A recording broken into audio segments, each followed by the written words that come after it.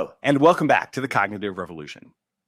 Today, my guest is Roy Lee, founder and CEO of Cluey, the AI startup that recently announced a $15 million investment from Andreessen Horowitz after repeatedly going viral, both within and beyond the tech community, with their provocative invitation to cheat on everything. Now, it might surprise even some regular listeners to learn that despite all the concern I've expressed about AI-related existential risks on this feed, that I'm actually usually a fan both of edgy marketing and more generally of people who dare to challenge what are arguably outdated social norms.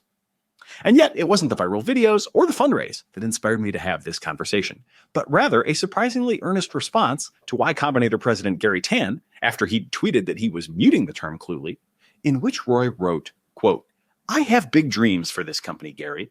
I know you might be turned off by the messaging and think that I'm some stupid kid who's doing something immature and unethical. But the end goal of this company is, I believe, a giant positive for humanity." That goal, as you'll hear, is to help humanity achieve a utopian world in which humans are free to do whatever it is they intrinsically want to do, rather than what economic necessity demands.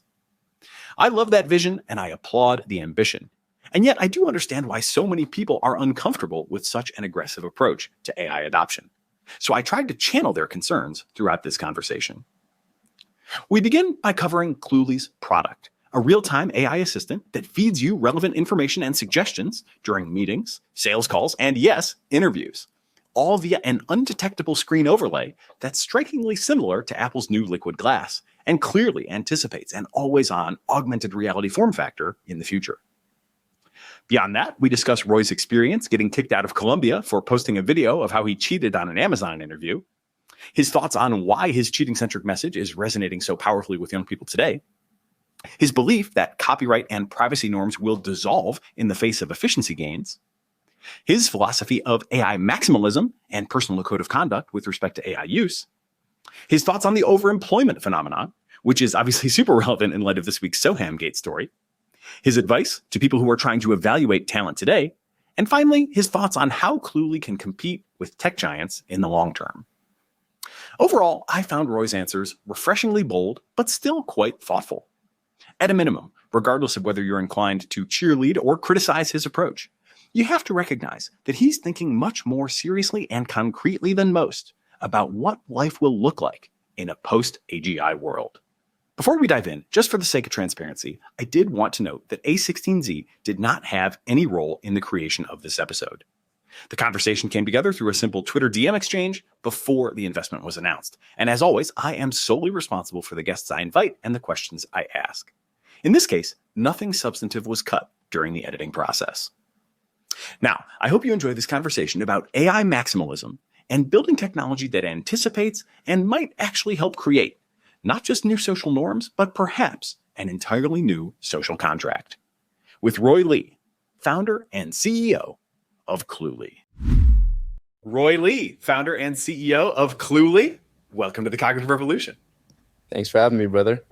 I'm excited for this conversation. You have made quite a bit of noise online in recent weeks. I think anybody who is paying attention to the AI space has certainly seen your face and your posts and your cinematic, sometimes provocative marketing come across their feed. So I think there's actually a lot to unpack here. For starters, A16Z, which recently led a $15 million investment into the company and put out a blog post about why they were doing it, opened that blog post with the provocative question, what if breaking the rules was the unlock? And you've got the motto, right, cheat on everything. So for starters, what does it mean to cheat on everything? What does Cluey help me cheat on? Broadly speaking, what is Cluey? Yeah, I mean, Cluey is the new way that humans will interact with AI. Instead of going to chatgpt.com, we envision a future where people use Cluey instead. And how it functions is a desktop app that integrates very deeply with your computer. It has access to your system audio, your microphone, and shows up as essentially a pane of glass over all your other applications, and it feeds you relevant information in real time. During a meeting, Cluey will take real-time notes, and at any point, it will suggest questions that you might have. For example, what does cheat on everything mean? Cheat on everything means using Cluey to gain advantage in any situation by instantly accessing relevant info. And this is all information that Cluey is feeding me directly. So maximizing productivity and performance with AI everywhere. This is all stuff that Cluey literally tells me. Whenever you mention terms, it will float up definitions of the terms all in real time without you ever knowing that I'm using AI. This is Cluey. I was using it the other day in a conversation I was having with the CEO of Waymark, who's been a long time friend of mine. And it was a pretty funny experience. I mean, it definitely is. I'm interested to hear a little bit more about sort of the undetectable screen overlay, but it is transcribing and just kind of giving you this sort of running diary of what is happening. And then I was just constantly refreshing the "what should I say now" prompt to have it spit up things for me to say. I thought often enough it was pretty good. I think an obvious challenge, and I'm interested to hear how you think about this as well from a kind of product vision perspective. A lot of the things that you have put forward in terms of use cases are sort of earlier in relationships, or they're sort of like episodic, moments, like you're going to do a coding test for a class or a job or something. These are things where there's not like super deep context. So I think another interesting question is going to be, how do you kind of build up context where you can actually get to the point where you can help, me in a 10-year plus relationship, right? Which I have with my CEO, because there was just a ton of stuff there that is like commonly known and unspoken between the two of us that the thing just has never had any chance to get access to. So yeah, two parts there at least, and you can take it as many directions as you want. But how are you making this undetectable screen overlay thing work? I haven't tested that, but does that mean like if I take a screenshot, it won't show up? Or help me understand that a little bit better. Yeah, if you take a Mac native screenshot, it won't show up. If you screen record on your Mac, then it will show up. The Mac screen record functions at a lower level in the OS, but I think undetectability is just a for fun feature. Essentially, when you're like, say you're a sales rep and you're demoing a product and you want this overlaid on top, but you don't want anybody to know that you're using it, then the undetectability feature is pretty interesting. And if nothing else, it's an interesting marketing hook. And I guess, yeah, like context depth. So the way we're thinking about this is it is inevitable that a model will come out that has a very extended context window that is fully natively multimodal. You can feed it not just 2 minutes, but 1 year of everything you've done on your computer, and it will be able to reason over it and learn everything about you and become this hyper-personalized AI assistant, like essentially like Jarvis. And I think this is really what every consumer AI company in the world is building towards. The way to win that, I believe, I think we're on the right track with the user experience. I think Apple pushes out Liquid Glass, which is essentially the exact same UX that we have, the translucent glass pane overlay on everything. And I think the world is realizing this is how AI will be used in the future. We are the first to market with this UX, and it's a land grab to force people into this interaction pattern of, instead of going to ChatGPT.com, I'll press Command / and I'll use the AI in desktop assistant that I have. And once we lock people into that interaction pattern, then we can collect all this data about them. And when the time comes that an open source model comes out that is super intelligence, then we will be the ones to distribute that. And we will have all the data to make this Jarvis. Interesting. So the idea now is and obviously this is a pretty well-established best practice in AI application development. You want to be preparing for future model capabilities and not just trying to supplement the current models and compensate for their weaknesses, but really position yourself for new strengths yet to emerge. Like how much data are you gathering? That is not entirely clear to me yet as a user. I know that when I do a recording, then there is like a session that I can go back to later and check out on the web. When I do just like a random chat with it, I'm not sure if that's all getting stored or where it would be stored, because the sessions right now in the web seem to be just like the actual audio and visual recording, right? But the AI just like, hey, here's my screen, do something right now. Is that stuff also all kind of being logged? And is there even more being logged beyond that I haven't thought of yet? Yeah. Right now, what we're like in meetings, when you use Cluey to record audio, it is actually like not legal to have just like a running recording of someone and save that recording somewhere. But it is fully possible for you to have an AI note taker that will like transcribe the meeting and summarize it, essentially like turn it into notes. And that's what we do. We don't save the actual like MP3 audio unless you're an enterprise user who specifically requested that. We don't save that. We only save the AI summary of what happened during the meeting. Similarly, whenever you use Cluey to trigger a response, we save the response and like the question that you asked it. But all the data is like stored under an encryption layer, so we actually don't know which user is making which request. Yeah. Interesting. Okay, cool. So I think this is both a interesting technology discussion, but perhaps even more so an interesting sociological discussion. And I do think you've done a masterful job of creating some provocative marketing and stories and even just positioning yourself. And I do appreciate that, by the way. I've always kind of been a fan of provocative marketing strategies. One of the more interesting things I've heard you say is in the future, it will all be legal. I guess I'd love to hear you unpack, like, what do you think are the current rules, norms, just expectations that people have of one another that will, with time, be looked back on as being sort of, clearly anachronistic or clearly from an earlier time, and we'll all just agree that it was silly to ever have thought that way? Yeah, I think the entire concept of data privacy is going back. I can only imagine in the future that fear is going to go down as soon as there is one technology that will massively improve your efficiency in exchange for less privacy, less data privacy. I think people will just run to that. It has been proven in the past that humans value efficiency of their own work more than pretty much anything else. And if giving up your own data will make your model more personalized and more efficient, then people will not hesitate to give it all the data that they can. And I think that will be a relic of the past. I think the whole concept of copyright laws and protection laws around what data models can and can't be used to train on, I think that will all float away into the past. Right now, America is in an AI arms race against China. And right now, China gives their AI model providers full access to all the data that China has. And it is inevitable that America, in order to keep up, will have to ease up on the legal restrictions around that. And if it means that we all in turn get a much better model, then I think everybody will be happy. I think the whole concept of copyright infringement, patents and technology, protecting your own technology, I think that this will all go away. I can only imagine that in the future, we will tend towards a world of everything is open source and everything is available for everybody to use. And technology will be fully democratized. It is the only way to make sure that the AI coding agents are improving because they have access to the production level database code bases of the best companies. It is the only way to train models that will significantly beat out China's. There's a whole other conversation we could have about the competition with China. I might bracket that one for now. Can you maybe give me, I think this is in such short supply. I have these various AI mantras. One of them is that the scarcest resource is a positive vision for the future.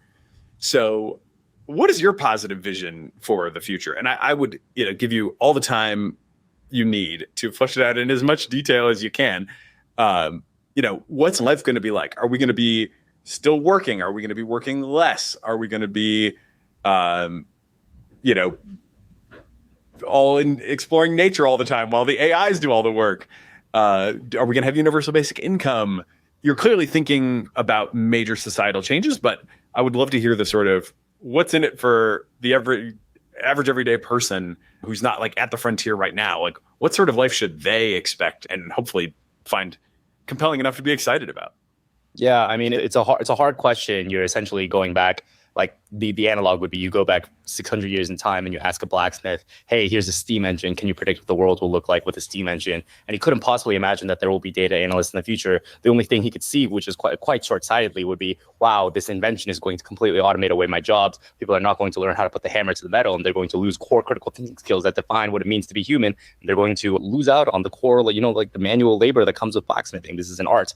And he will think only negative things about it. It will not be possible to understand the positive implications of technology. And I think this is something that I think most people are short-sighted in. In reality, if we do have super intelligence and an AI that can just cognitively do everything that a human can do but better, this will inevitably result in faster scientific progress. Like cancer is no longer a thing. Alzheimer's is no longer a thing. You and I don't die at 80 years old. We die at 800 years old, and our lives are infinitely expanded. And the whole concept of capital creation and the idea of working to add value to add capitalistic value to society, I think that will be sort of probably removed as a concept. In reality, assume you had all the money in the world and at the snap of your fingers, you could essentially gain anything you want, because that is the world we're looking at with superintelligence. If you want a hamburger, you can snap your fingers and AI superintelligence will know how to optimally get you a hamburger in time. Anything you want is at your fingertips. What is there left to do? And I think that sort of reveals the true human instincts. In this world, you won't be just some mindless puppet. You will be doing what you natively want to do, which means you don't just go out and get a coffee, and like you don't go out work a data analyst job 8 hours a day doing some work, some mindless work that you hate. Instead, you go out and you go on a walk to get a coffee because you want to go out a walk and get a coffee. You run a coffee shop because you want to run a coffee shop, and you go out and meet interesting people and you talk about interesting things and you philosophize about life and you go out and explore nature and you do all the things that you were naturally compelled to. And I think it is proven that even when AI automates away difficult things, humans will still err towards doing difficult things. And we see that with chess. When the first chess bot came out that sort of like solved chess, everyone thought, man, this is the death of chess. But in reality, chess is now more popular than ever because humans do not like our default states of desire do not devolve to just like output for the sake of output. I think humans naturally do things because we naturally want to do things. Everyone has things that they naturally want to do. And when the science comes for us to like truly realize, abstract away all the shit that is unnecessary and only do the things that we truly enjoy doing, then this will be a complete different every single day you will get to do the things that you want to do most. And all of the lazy grunt work that you don't want to do, you will not have to do unless you truly want to do it. And I think it will be obvious that people will truly want to put effort into things. You will now no longer find beauty in woodworking for the sake of like having like a final sculpture at the end. You will just find beauty in the process of doing it. And you will do it because you intrinsically want to do it. And I think like another thing that I'm quite optimistic about with like scientific progress is the ability to sort of control and turn on and off what we find joy doing. Right now, like probably one of the big societal dangers is that everyone doom scrolls 4 hours a day and you're just like scrolling on this mindless algorithm and you essentially are not gaining any skills. Your brain is literally decaying. What if there was some sort of like biological mechanism where you could just, like literally flip a switch and you could no longer find dopamine from scrolling, and you would instead force yourself to find dopamine from, I don't know, reading like English text from the 1800s. Every single person in the world would want that, like the ability to choose what they find joy in. And I guarantee you 99% of humans would choose the ability to find joy in is not, like hedonism or mindless, like going to the spa. Like people would want to do things that make them like read literature, paint, art, like go out, go for runs, live healthier lives, garden. These are the things that we are naturally, biologically inclined to want to do. And truly the end state where output is no longer a scarcity at all, and output is essentially infinite. You can have anything you want. I think many people are they are bearish on this for I think the wrong reason. If you can choose exactly the life that you want to have and live that, then every single person in the world would be living exactly the life that they want. And I think this will be like as close as we can get to utopia. Of course, that is the scenario where superintelligence does come out. And if superintelligence does not come out, then everything everyone's been saying is just a joke, and AI just ends up defaulting to just a tool. Maybe 10, 20% of white-collar jobs get automated away, but essentially everyone just lives the same life, and they're just 20% improved. Hey, we'll continue our interview in a moment after a word from our sponsors. In business, they say you can have better, cheaper, or faster, but you only get to pick two. But what if you could have all three at the same time?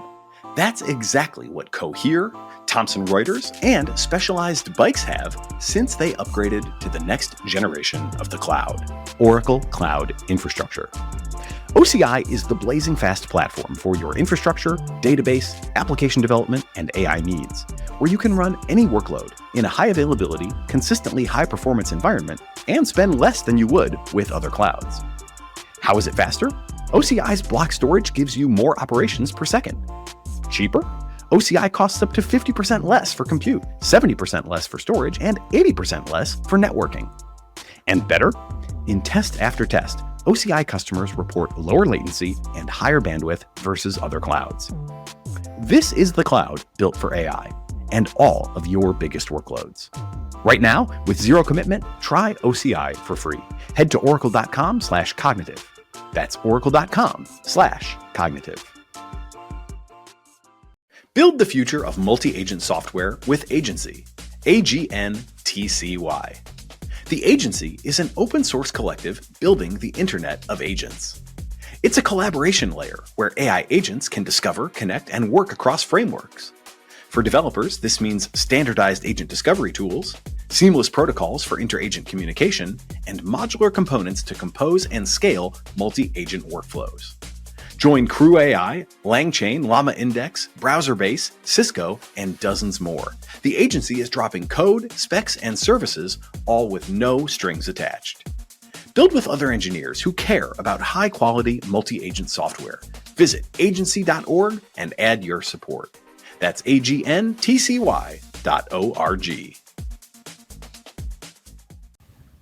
It sounds like you are quite AGI-pilled superintelligence believer, though.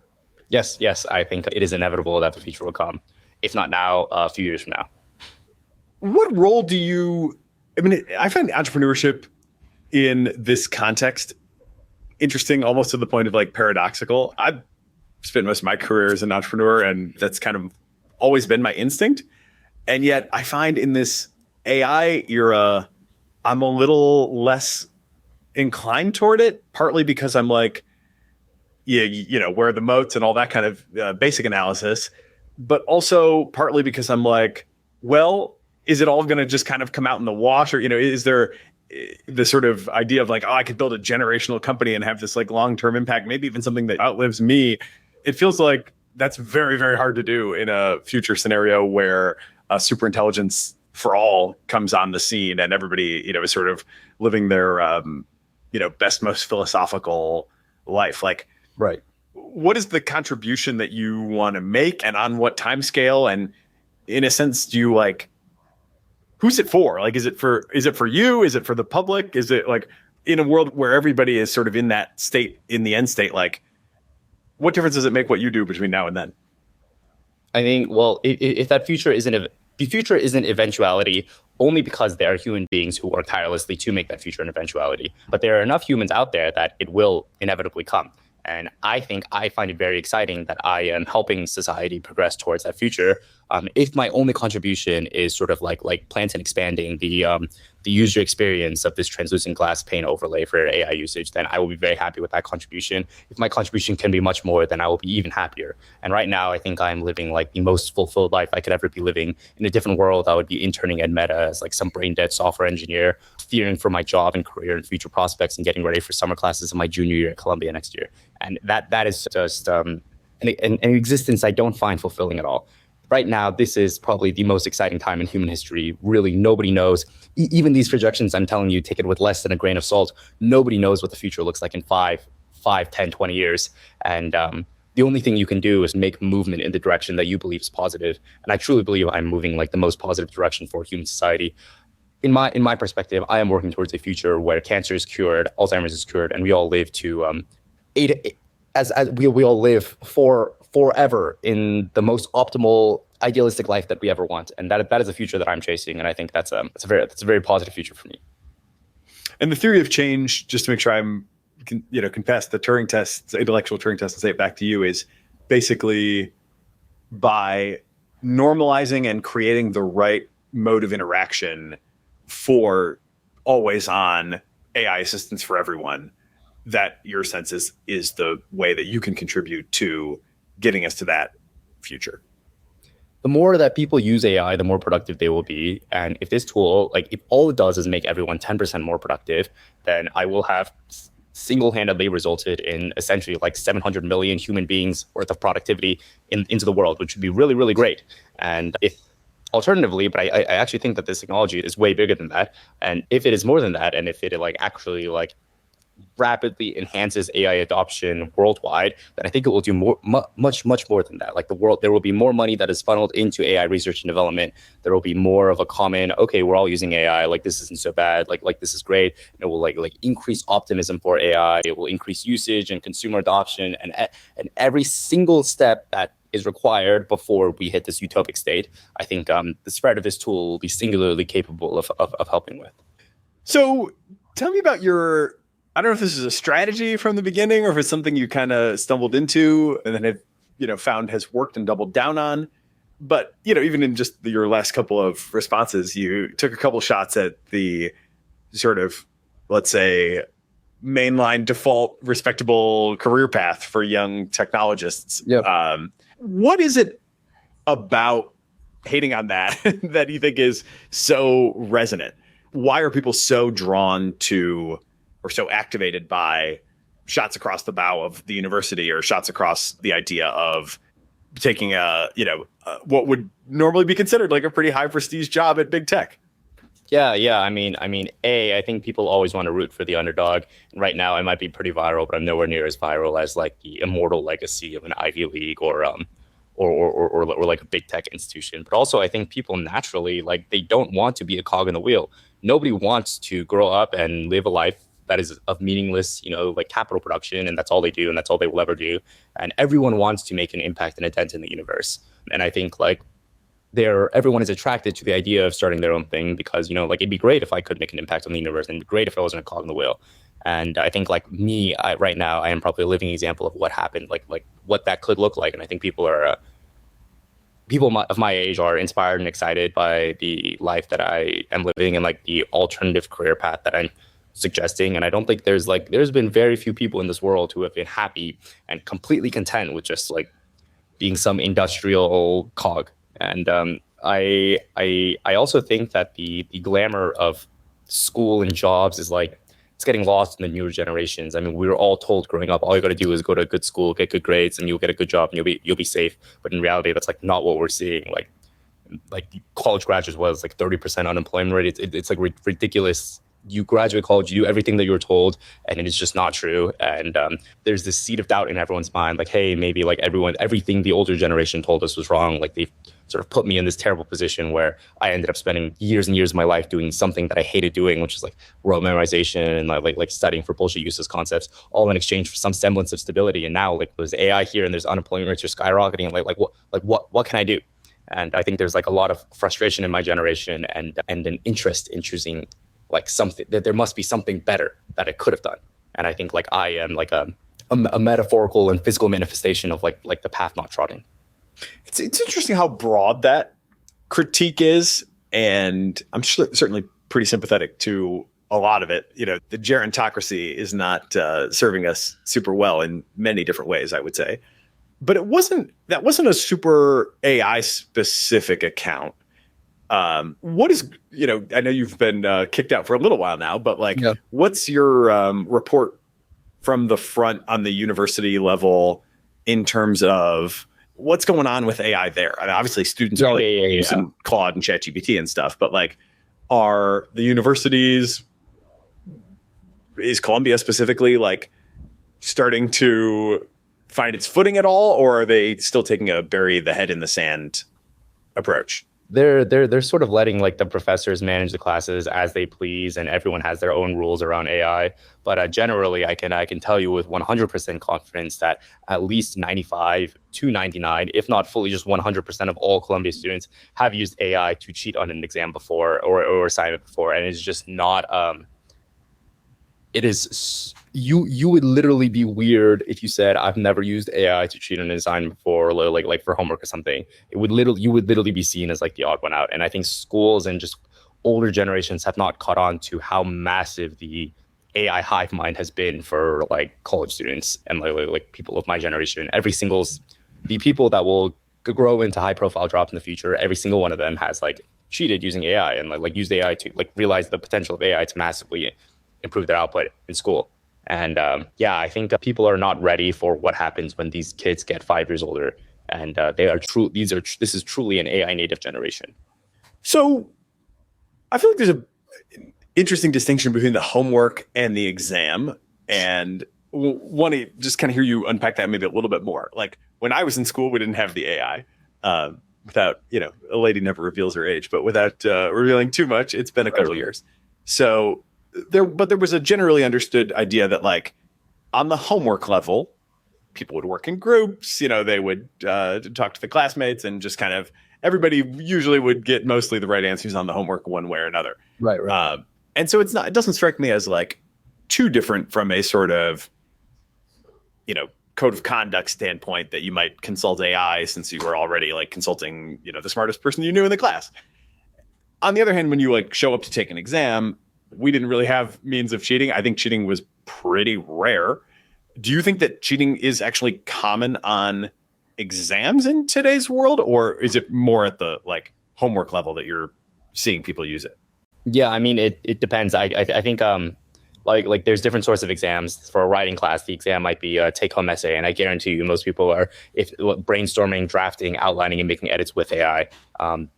That is functionally over. But on like the actual, you go in a classroom, you sit down, take an exam, I think this actual format is outdated, and probably in 5 years we won't see this again, like ever anywhere in America. But also B, I think it is like regulations on that have been as stringent as they have always been, and it is like very hard to cheat on those. But I think it's an outdated format and probably will be obsolete very soon. I've seen a bunch of different accounts online, and I don't want to spend too much time on this because there is a bunch of stuff online about it already. But how would you briefly tell the story of how and why you got kicked out of Columbia? Yeah. So earlier in fall semester of this year, I had thought I had entertained the idea of like working at a big tech job, and to get a job at a big tech company, you need to pass a programming riddle interview, and they'll essentially ask you the programming equivalent of, like how many hairpins will fit in the Empire State Building. And it's pretty ridiculous because the questions are all online. So it ends up becoming not a question of critical thinking, but a question of how many hours have you spent memorizing these riddles. So it was pretty stupid. It's pretty obsolete, and it's quite simple. It's just take a picture of the riddle, ask ChatGPT what's the answer to the riddle, and just get the answers. That's exactly what I built. A tool called Interview Coder, which is an invisible, the UX looks extremely similar to Cluey. It's a pane of glass that appears over your screen, is invisible to screen share, so that an interviewer doesn't know that you're using AI. It will take a picture of the screen. It will give you the answer of what exactly is the answer to the programming riddle. I record myself publicly using this tool to get an offer at Amazon. I use it through the entire interview process, and I fool the interviewer into not thinking that I'm using AI. I post it on YouTube. It goes very, very viral. An Amazon interviewer sees it. An Amazon executive sees it. They report it to Columbia, essentially saying, hey, if you don't expel this kid, we're never going to hire from your school again. And it was like a very thinly veiled threat. And Columbia hears this, drags me into a loop of unnecessary disciplinary hearings that ultimately end in my suspension from the school.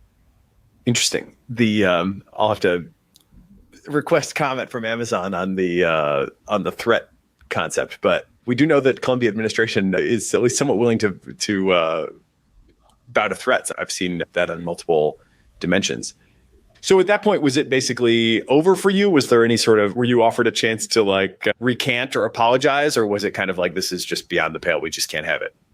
I was offered chances to apologize, but I think I would have rather died than apologize at the moment. I thought what I was doing was an obvious, not only was it essentially the equivalent of how a computer science major conducts a protest, but it also was, I think, generally a way that the future will tend. It was ridiculous that I'm not allowed to use AI on the programming assignment when in the job I'll be using AI to write 90% of the code anyways, if that's the number that Google's reporting. It's just absurd to me. And I thought if I bowed my head right now, I am probably one of the few people in the world right now who are capable of charging this perhaps revolution. That might be a bit high horsey of me to say, but this change in the industry, I'm the best person in the world to take a meaningful stab at it. And I think if I apologize right then and there, then it would just dilute the story, and it would I would not internally feel proud of myself for doing that. Yeah. Hey, we'll continue our interview in a moment after a word from our sponsors. It is an interesting time for business. Tariff and trade policies are dynamic, supply chains squeezed, and cash flow tighter than ever. If your business can't adapt in real time, you are in a world of hurt. You need total visibility, from global shipments to tariff impacts to real-time cash flow. And that's NetSuite by Oracle, your AI-powered business management suite, trusted by over 42,000 businesses. NetSuite is the #1 cloud ERP for many reasons. It brings accounting, financial management, inventory, and HR all together into one suite. That gives you one source of truth, giving you visibility and the control you need to make quick decisions. And with real-time forecasting, you're peering into the future with actionable data. Plus, with AI embedded throughout, you can automate a lot of those everyday tasks, letting your teams stay strategic. NetSuite helps you know what's stuck, what it's costing you, and how to pivot fast. Because in the AI era, there is nothing more important than speed of execution. It's one system, giving you full control and the ability to tame the chaos. That is NetSuite by Oracle. If your revenues are at least in the 7 figures, download the free ebook, Navigating Global Trade, 3 Insights for Leaders, at netsuite.com/cognitive. That's netsuite.com/cognitive. How would you describe your own just kind of personal code of ethics as it relates to AI? I have some sub-questions there, but maybe start off with the broad one. I guess I live principally by a theory of AI maximalism. I think every single chance I am able to use AI where it helps me, I should use AI where it's to be helpful. I think if you think that if an AI can do a task today, then you would have to be really stupid not to think that it could do the task in 5 years. And the models we use today are the stupidest models we will ever use for the rest of our lives. And if you adopt that framework, then you realize that a lot of the work that I'm doing, I should not have to be doing right now because an AI is capable of doing it. I live by this individually, but I also think that other people, everyone in the world should adopt this framework. I'm also an AI maximalist generally. I feel like I'm always trying to do two things at once, one of which is accomplish the object level task in front of me, and the other is figure out how much and how AI can actually help me accomplish that task. So I definitely share that.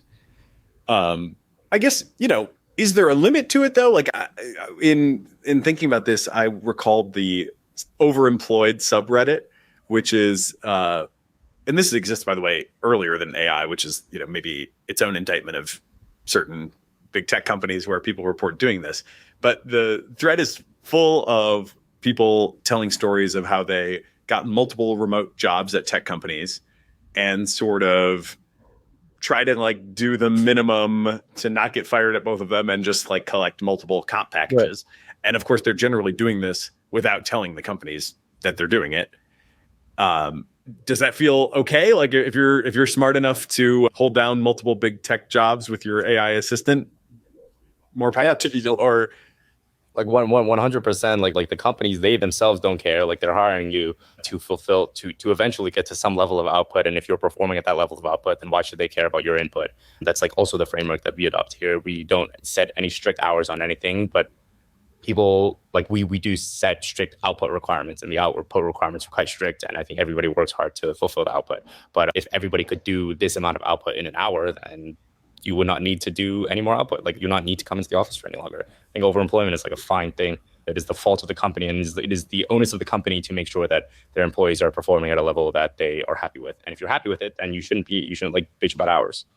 Okay. I know that right now, Cluey is this sort of real-time pane of glass assistant. I don't know what it might evolve into, but one could imagine if you are a maximalist and trying to help people get the max outputs, including potentially holding down, N remote jobs with as little input as possible, thanks to AI.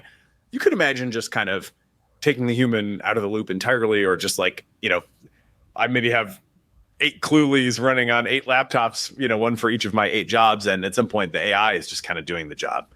And it's, if it's today's AIs, it's probably doing kind of a not so great job, but it can respond to emails. Maybe it at least allows me to not get fired for long enough to make it economically attractive to try to pull this off.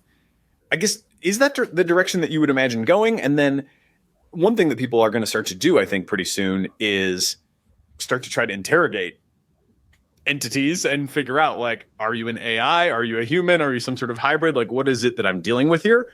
One of the more interesting proposals I've heard for just short and sweet, but I think powerful AI regulation, Yuval Noah Harari has advanced this idea that AI must always identify itself as AI. So I wonder what you think about that rule, first of all. If society wanted to put such a rule in place, would you support it? And do you imagine kind of pushing the product frontier to the point where this question of will the AI identify itself as AI actually becomes a real live issue for you in terms of how much people can push the cheating frontier?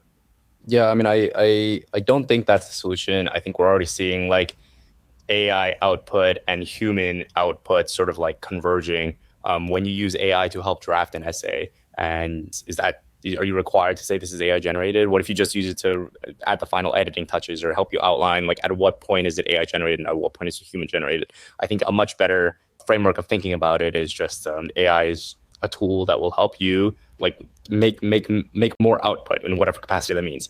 And I think if you think about it that way, I don't say this hat was made by a Chinese worker, and it was made by Stitching Machine, and that was made by Silicon, and that was made by there's you can get infinitely regressive with the blame. And I think the only thing that ought to matter is output for everybody involved. It should be output. If you go on a great date, even the most extreme example, you go on a great date, you have a great time. That is the output, and if the output of that is satisfactory, then what happens? So what if you want an AI date? And I think even cases like that, you shouldn't have an AI be forced to announce themselves as an AI. I think it's a pretty ridiculous partially because it's completely unenforceable, and also partially because truly the only thing that matters is output. And I think it's really hard for me to think of jobs that an AI could be able to automate that a human would be more internally, intrinsically fulfilled in doing. For example, customer support calls. That is like a shockingly big use case of AI. Humans are currently able to do customer support calls, but is there a person in the world who wakes up excited to go to their job where they are just like a customer service? I would argue probably not. They probably have a lot more fun and live a much better life if they were doing maybe literally anything else. And I think, of course, an AI should be able to do that. And I just think in the world, there's way too much focus on input and way too little focus on output. And there's also way less thought on what happens when output 10x's. And when output 10x's, I just think it will be a better future for everybody. Yeah, that's fascinating. So, I mean, putting your own dating head on, I don't know if you're on the market for romance these days, but if you went on a date, right, and your date was later revealed to have been using a AI assistant that was telling him or her whatever to say at every given point, you feel like that's fine, no big deal. In the future, everybody will are you envisioning a world in which spouses just say to each other what the AI is telling them to say to each other? I mean, it starts to feel a little dystopian at some point, right? I think people have a sense that it's not exactly all about the output. It is also people do sort of, maybe you'll just say this isn't going to be, one day we'll look back on it and feel like it's, was a product of an earlier time. But people do, I think, care about where it comes from. It's like the idea that it's the thought that counts, right? I mean, that's an old adage that people are kind of like, yeah, well, my kid may not have made a great piece of art for Father's Day, right, but they made some art for Father's Day, and it's the thought that counts. I don't really, and Google had this kind of step in it moment, right? I'm sure you recall this, where they, during the Olympics, had this ad that showed, the story was that a little girl wants to write to her hero who's an Olympian, and the dad's like, this letter's got to be perfect. And everybody was like, that's totally the wrong way to think about it. It doesn't need to be perfect. It's about the kid and them expressing themselves and figuring out who they are and what they care about. And so I do feel like there's, I don't know, I don't think it's just the old man romantic in me saying that, are we really making everything better if we judge it purely on outputs and, have the AI do it? It seems like there are some areas where there is this intrinsic preference that still feels right.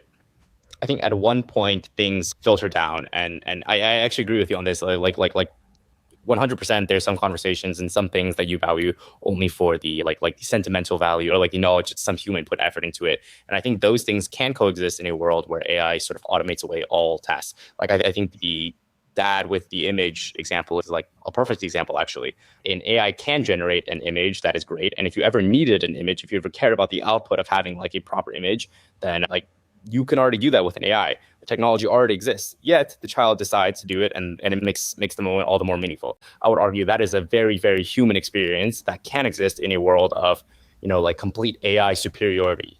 I think those are actually the only things that will matter, is a moments, things of effort that we intrinsically value. And this is sort of at the world that I was picturing, when all output is immediate and complete, the path to getting anything is obfuscated, then we will still find value in the meaningful things that we ourselves put in effort into. And a child will still want to draw despite just being able to have an AI automatically spawn in a beautiful painting. It doesn't matter, because, and I would argue that's probably a case where the output is something different than just a tangible good drawing. I would argue that the actual output that you're wanting there is human input.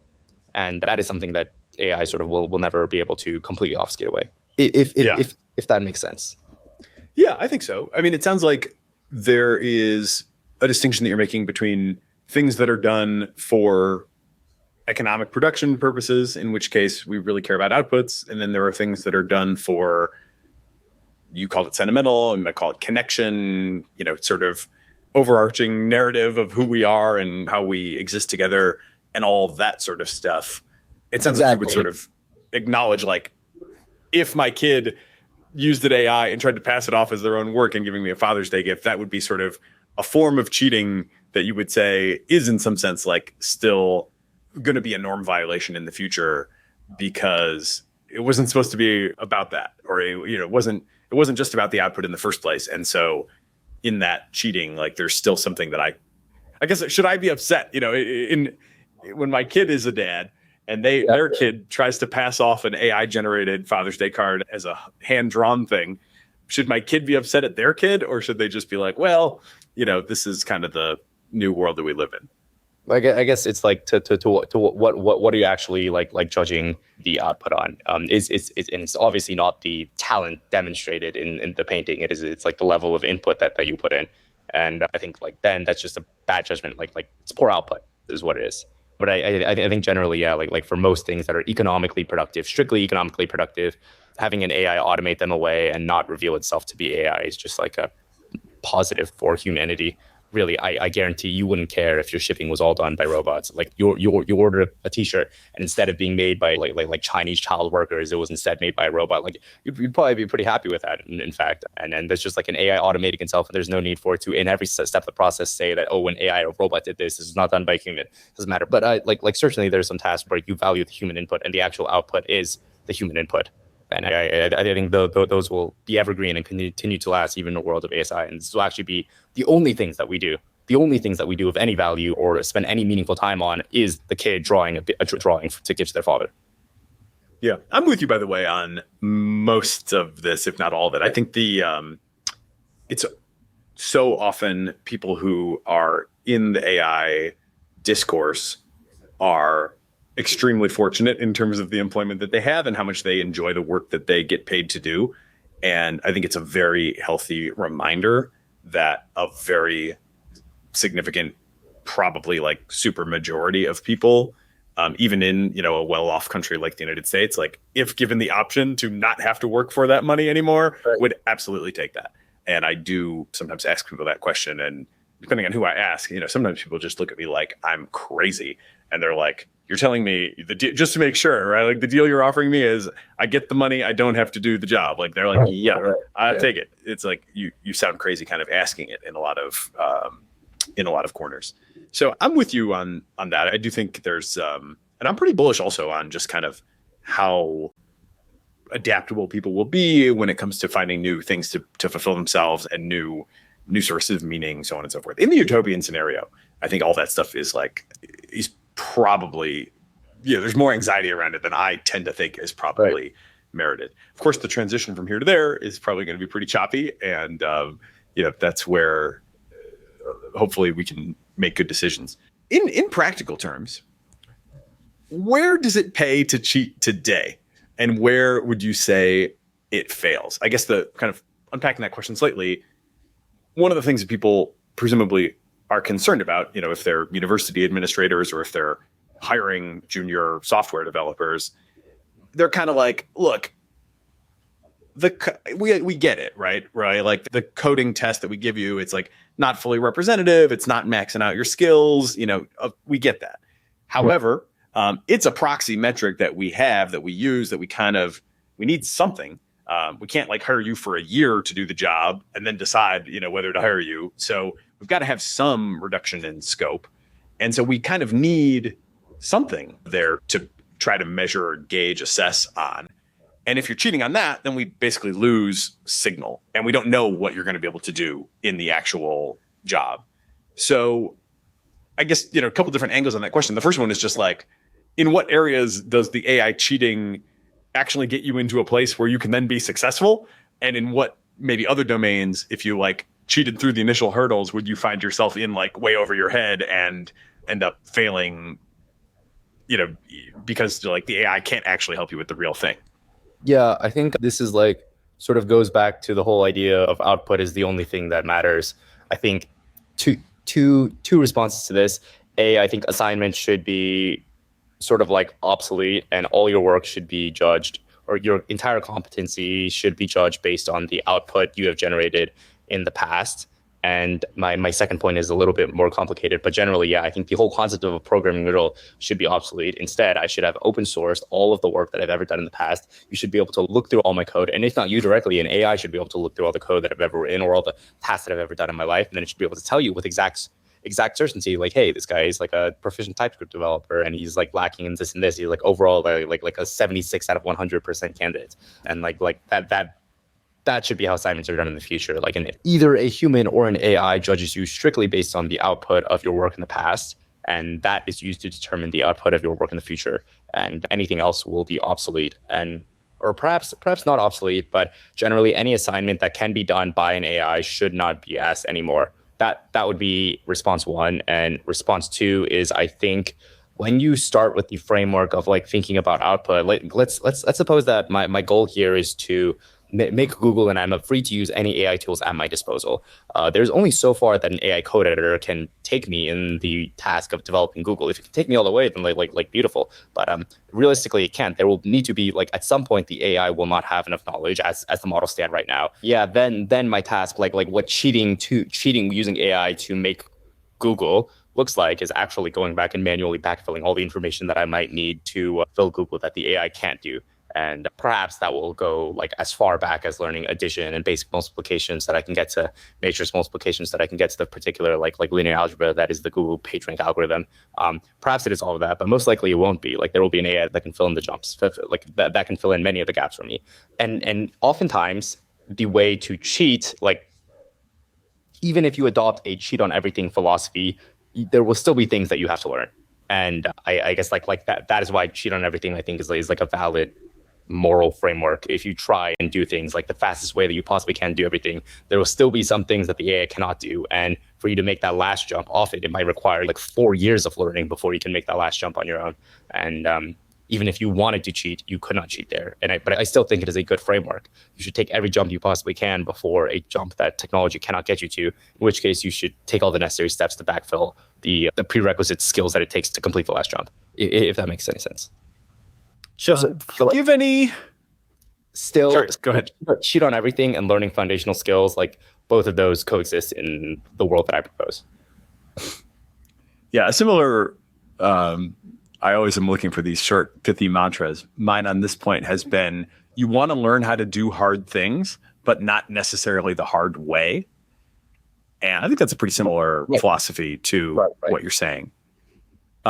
I don't really know where I come down on this, but do you give any credence to the idea that, like, you know, kids need to learn to write essays in an unassisted way as sort of just a generally like important foundational step?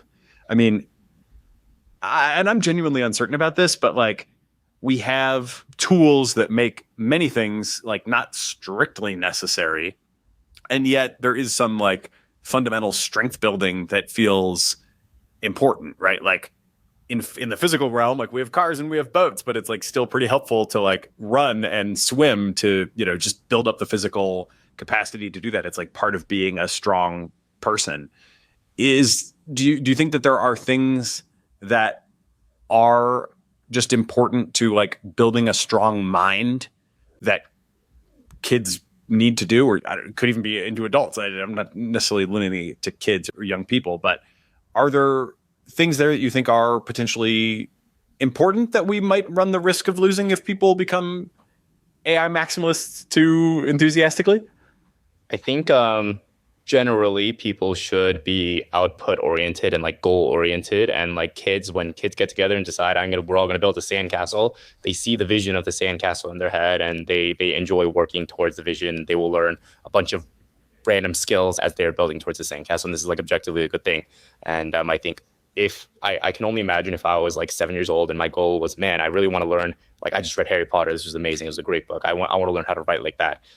If you gave me nothing but pen and paper, then I'd probably have a really hard time, and I'd probably get to maybe like 2 pages of 7-year-old generated bullshit before I get to realizing like, oh, I'm not J.K. Rowling, I can't write this great book. But imagine you gave that 7-year-old AI, and all of a sudden I can generate like a million different story ideas. I can have AI draft a million different things, and all of a sudden I can explore different pipelines, and maybe I will actually come to something very interesting. And as I'm writing, I will realize, hey, this isn't exactly as good as a J.K. Rowling's, or hey, the plot like I feel like the Harry Potter story was like a lot cooler in this way. Like I can go in this direction, and I guarantee you, I will have learned more from doing that exploration than I would have if you just gave me pen and pencil by a fucking firelight and told me like write a story that is comparable to Harry Potter. And I will have learned different skills. Sure, like maybe I don't know exactly maybe my grammatical knowledge is a little less. I don't exactly know when to put a semicolon, but I do know how to like I will have the ability, like the goal of mine would be to recreate Harry Potter. And this is like, I'm speaking from a life experience, something that I tried to do in 7th grade, or like when I was 7. And if I had AI, I can only imagine I would have learned so much more. And perhaps I wouldn't have learned the same foundational skills, but I would have learned a lot more foundational skills. And if you have a child, like I bet you would be excited to see them try this too. Like you would have loved to see them, rather than pen and pencil, try and write a novel, just play around with AI and see how cool of a story they can make. Everybody agrees that you would probably learn more foundational skills doing that. Yeah, I think I'm very largely with you. We just did an episode not long ago with Mackenzie Price, who's the founder of Alpha School, and they're doing all AI instruction in 2 hours a day. And then the afternoon is just like all about these exploratory projects, kids going all kinds of different directions, right. Often with AI as a co-pilot or assistant to them in their adventures. And yeah, I mean, I'm probing for what the possible downside of that may be. And I suspect we will identify some over time, but I do agree that the output seems likely to be much bigger, and that's not to be ignored for sure. I wonder what other externalities this sort of technology might create, and specifically around the sort of like cheating positioning. One thing that I do kind of worry about in society in general is a general trend toward lower and lower trust. It seems like that is a condition that predates AI, but also might make it more of a problem. Even just in like online discourse, right? Like there's always the question, like, am I arguing with an AI right now?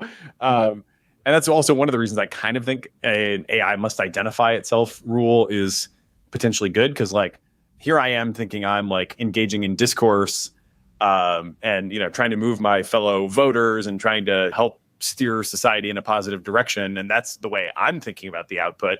But the, Russian troll farm on the other end of the equation, they're thinking about the output in terms of like sucking up my time and making me disillusioned or whatever. Obviously, right. The Russian troll farm isn't necessarily going to follow the rules anyway. So that's not a perfect example, perhaps. But do you worry about like loss of trust?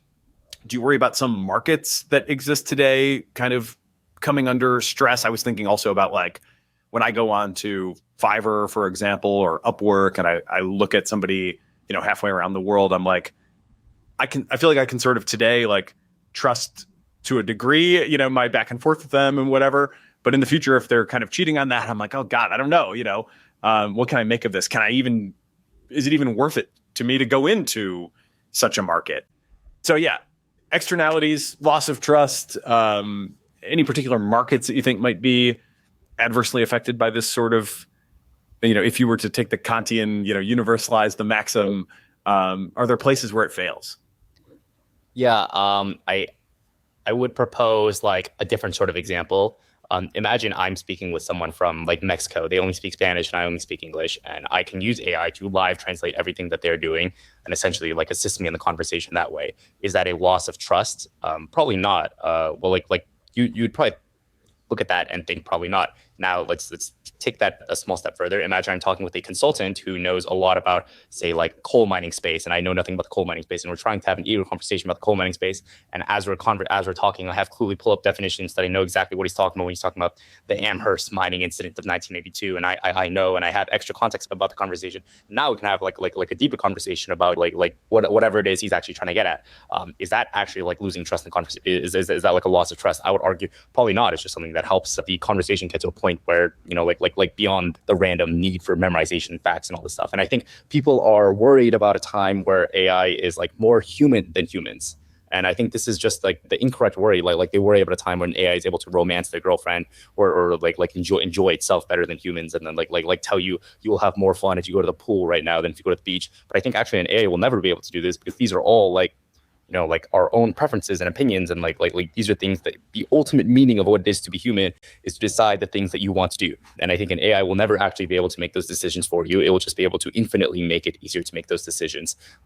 To like get back to the conversation of like whether we are like losing trust as a society, I think there are so many cases where it is not the case that trust is being eroded, but rather we're getting to like the actual core, philosophical meaning of the conversation, or like what is it you're actually trying to talk about.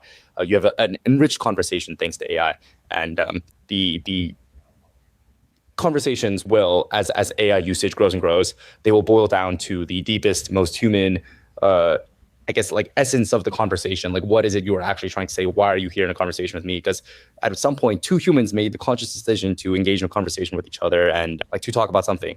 And like perhaps the discourse is maybe discourse on like, hey, what year did World War II start? And AI tells you the answer. Like maybe that sort of discourse goes away, but I don't think that's actually discourse at all. AI serves best in giving you information and helping you decide the core tastes and thoughts and opinions that you have. But at the very core, the impetus of everything is your human decision and your human impulse.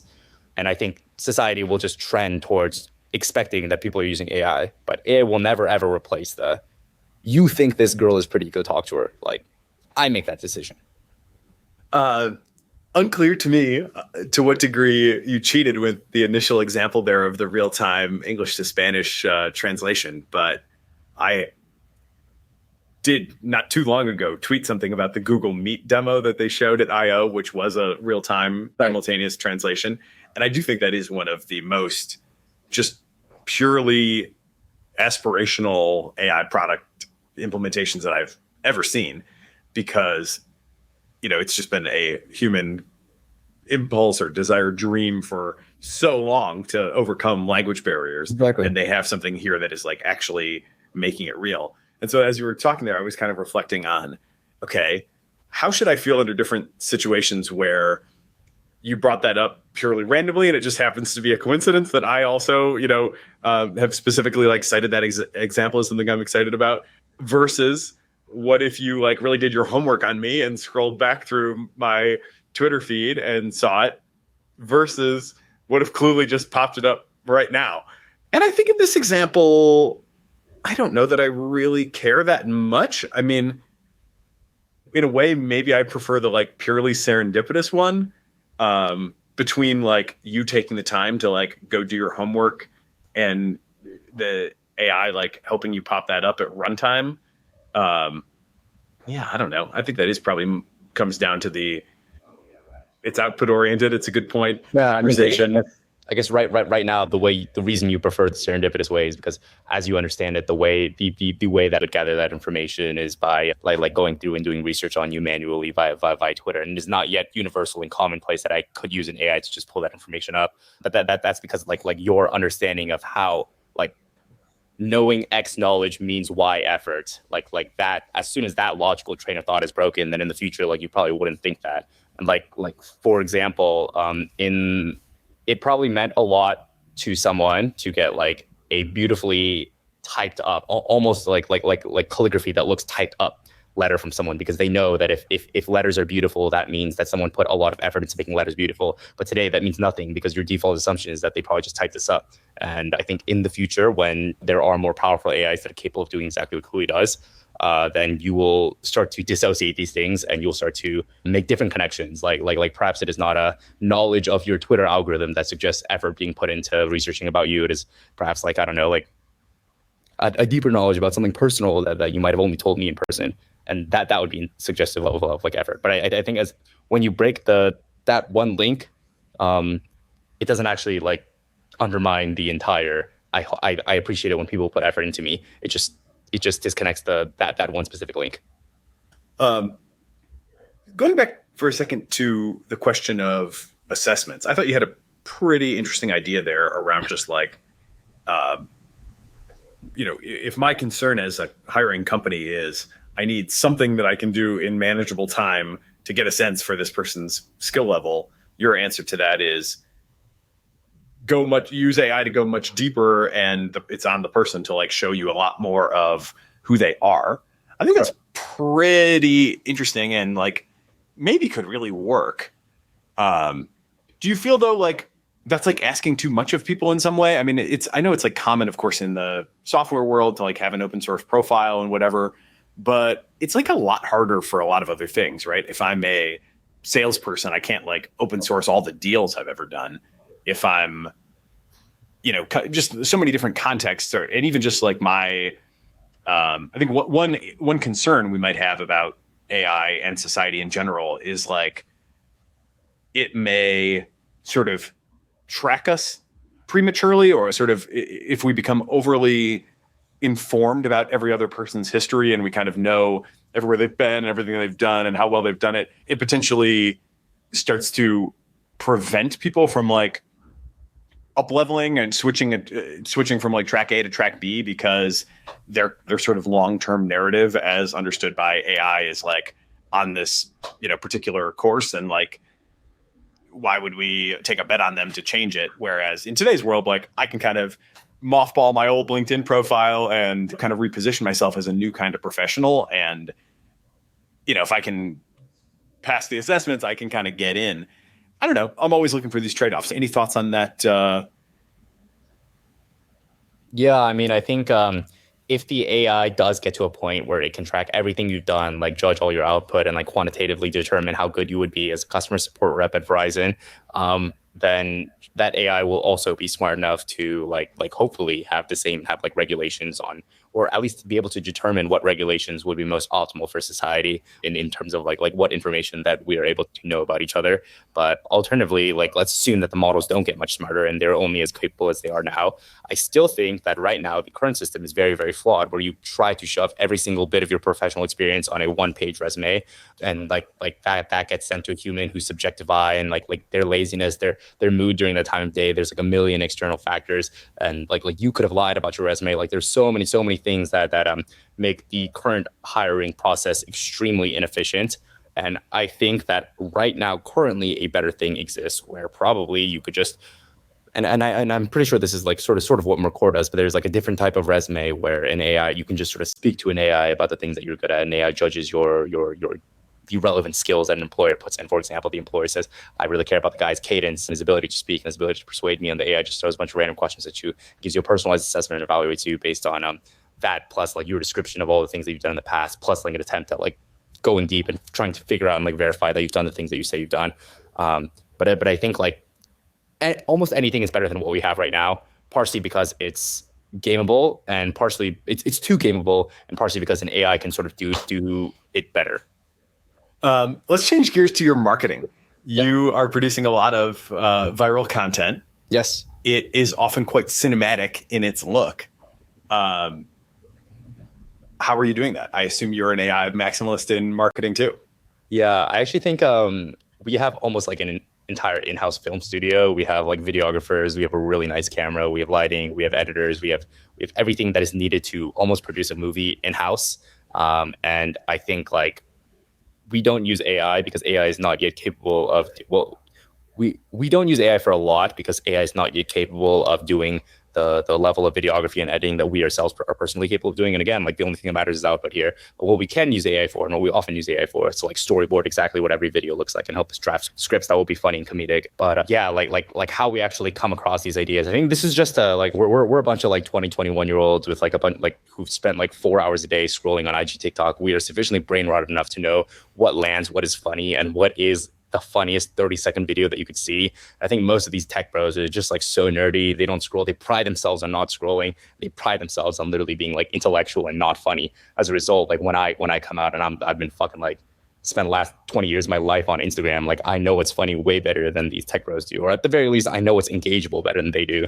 And all that's left is now I've just been blessed with the money to make it controversial and cinematic. And I think the second benefit of something being cinematic is people pause and will watch it way more if there's like, oh, someone put effort into this thing. Are you not a tech bro? I think from the outside world perspective, you're a tech bro, right? Yeah, I consider myself of a different ilk. I think I am more of a bro than I am a tech bro. What's the difference? I mean, the difference. I think tech. You're in tech. A specific type of nerdy, sit in front of a computer, code all day, and talk AI SaaS and all this shit. But like in reality, I feel like I'm much more of a bro. I'm more human and more tech agnostic. But I have no idea. It's just me like random personality descriptions. But but the world will probably see me as a tech bro. But I think no tech bro would see me as a tech bro. I might have a proposal for you from my company, Waymark, which we've just launched, Waymark Cinematic. So our core product is an AI video creator for small business, and it wouldn't hit on the level that you guys are shipping on, but it does actually work really well for like local and small businesses and their local communities. But with all the new stuff that has come out, we recently just launched kind of a managed service line, Waymark Cinematic. And I would be very interested to see if we can use AI tools to hit your level. We just did one with the company Better featuring an AI Jake Paul. And it actually, I'm not, it's funny. Part of the reason I started this company and created an AI video maker for small business is because I myself am not good at this sort of thing. So I very much had to partner with people who really know it. But I would be interested to see if our creative team could use an AI process and create something that might actually fit in with the cinematic universe that you're creating. I would be very curious to see that too, yeah. How about the influencer marketing game? I haven't honestly seen too much of this content myself in just preparing for this. I saw comments online from people saying like, all I'm seeing is like Cluey, UGC campaigns. Yeah. So is this another area? I assume you're like indifferent to AI influencers versus real human influencers versus hybrids. But what's your kind of approach to the affiliate market? I will also say like there's two big types of consumer marketing that is done on IG TikTok. One is influencer marketing and the other is UGC. And UGC is among many. Those are sort of the two most popular ones. UGC, you just have like some random 20-year-old. It literally, these videos are not even 10 seconds long. These accounts are completely fresh, and the only thing that you want to get at is this feels like a real person talking, and they'll come up with some viral hook, and they'll just talk about your product, and it's like really maybe 2 sentences of dialogue, the whole thing. And it will be ridiculously simple, and it'll be 10 seconds. But these are the videos that generate 5 million views and are like the most converting videos that we have on the platform. And for you, this, like, we know exactly which UGC hooks will grab the attention of 20-year-olds in college. And we have this like down to science. And we know exactly what sticks, what works best, what converts best, and all the other metrics. But the reason you don't see it on your timeline is because the hooks are not catered to you. Like you are not the ICP of the hooks. The ICP of the hooks is like 16 and 20-year-olds that are in school. And as a result, for some people, it will literally be like they cannot get this off their timelines because we have nailed the ICP so much. And for some people like you, it'll just be, I've never seen this particular UGC campaign. But you will see some of our other campaigns because, believe me, we are going to take over the internet. Okay. We'll definitely watch over that. I pride myself on staying reasonably connected to youth culture. So it sounds like I got a little work to do to steer the algorithm to get me into the Cluey demographic.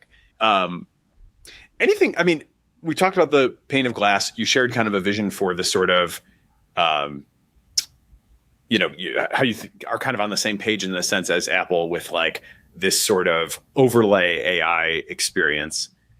My general sense of your trajectory, so if I understand it correctly, it's like you can't sustain the sort of insurgent position forever, right? If you're right, things that are cheating now won't be seen as cheating later. Like this stuff won't resonate in the future.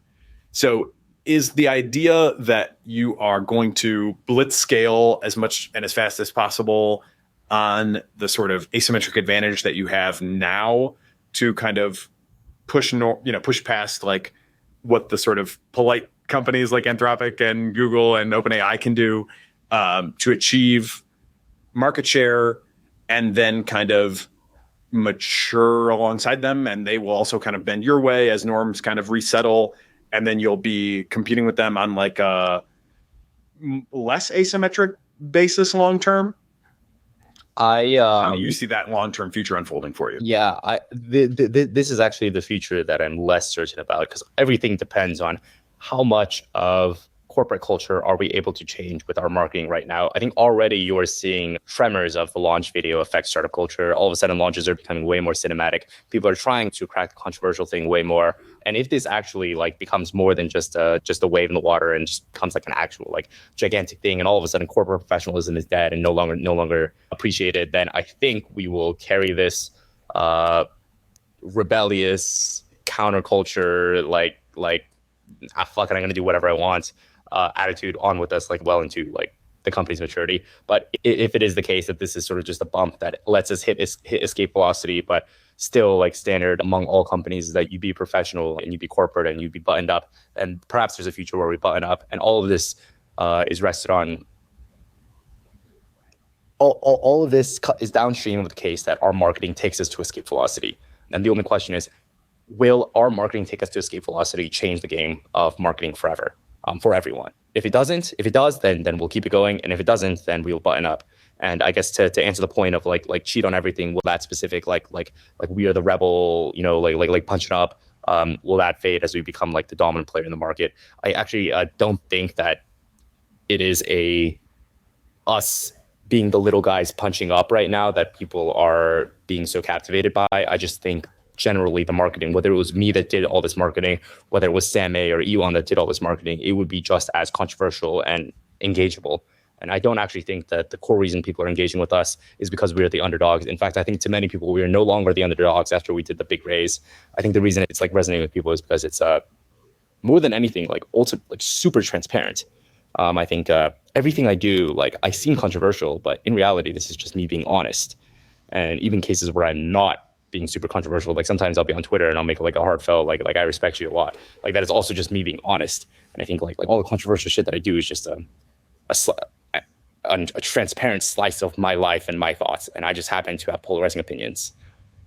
But I don't actually think like we aim to be like super polarizing.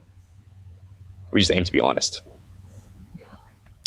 You mentioned the raise, and I've also seen you comment online that you're hiring with comp packages up to $1 million plus equity. Tell me what you're looking for, for $1 million plus equity, and maybe just a little bit about your kind of experience trying to hire at the very high end of the AI talent pool right now. Yeah, I mean, I guess like I feel like people are so wrong about this right now. Revenue timelines are so compressed. VC money flows quite freely. And if you are actually making a meaningful attempt at swing big, there will be someone to fund you to do it. And everyone seems to agree that the best way to get to swing big is by having like the best talent. And for some reason, people are still trying to pay like the bottom end of the compensation ranges for some like stupid reason, like, oh, you need to be bought in by the company. Like, bro, nobody knows about your company. You guys were founded 2 months ago. Why would anybody go like die for your company? You need to give them like something to come in for. And then once they're in the company, that's when you have to like convince them that you guys are the guys that are going to win. Just like give them like convince them to have utmost loyalty. Right now, there's not an employee here who would sell $1 of their equity because they're so convinced that the company is going to grow massively. And I think like this all happens downstream of us sort of like being willing to pay at the top end of the compensation packages and convincing them the culture. Nobody knows your company culture if they have not been there for like a month. And if they have been there for a month, then they should be employed. So I guess like my experience paying, I think paying at the top end of the comp packages allows for a really, really strong top of funnel. And even if like the most money hungry guy that will come in saying like, I'm only here for the cash, they'll come in and I promise you they'll be captivated by the culture and they will not bring themselves to leave because it is fun. This company is more fun than any other company in the world. We literally exist like a frat house. We have conversations late at night. We eat steak together. We go to the gym together. We talk about girls together. We talk about dudes together. And it's like, this is like a fun, exciting, fulfilling life. And even if you might have come in for the $1 million a year comp package, like you will stay because you cannot do anything other than Cluey. It is the most fun you will ever have in your adult life. And generally, I think it is. There seems to be a lot of noise in programmers. We're looking for like really, really competent full stack engineers. And there's a lot of people who are like really good at research, really good at low latency optimizations, but so it's not like the thing that we're looking for. That's something that has surprised me since trying to hire is that there's a lot of people with like really great backgrounds, but it's just a background in the wrong thing. And as it turns out, we are actually looking for a very specific type of engineer who's capable of a very specific type of task. Yeah, I think that answers your questions. This has been fascinating, and I appreciate the earnest and just kind of minimally AI assisted conversation. Although I wouldn't have minded, if you had been relying on Cluey from time to time. I know you were, at least at the beginning. Any other thoughts you want to leave people with before we break? This is the most interesting time in human history. I think you should take more risks. And right now, the riskiest move is probably what you determine to be the safest move. Yeah. Food for thought. Roy Lee, founder and CEO of Cluey. Thank you for being part of the Cognitive Revolution. Awesome, man. Thanks for having me. If you're finding value in the show, we'd appreciate it if you'd take a moment to share it with friends, post online, write a review on Apple Podcasts or Spotify, or just leave us a comment on YouTube. Of course, we always welcome your feedback, guest and topic suggestions, and sponsorship inquiries, either via our website, cognitiverevolution.ai, or by DMing me on your favorite social network. The Cognitive Revolution is part of the Turpentine Network, a network of podcasts which is now part of A16Z, where experts talk technology, business, economics, geopolitics, culture, and more. We're produced by AI Podcasting. If you're looking for podcast production help for everything from the moment you stop recording to the moment your audience starts listening, check them out and see my endorsement at aipodcast.ing. And thank you to everyone who listens for being part of the Cognitive Revolution.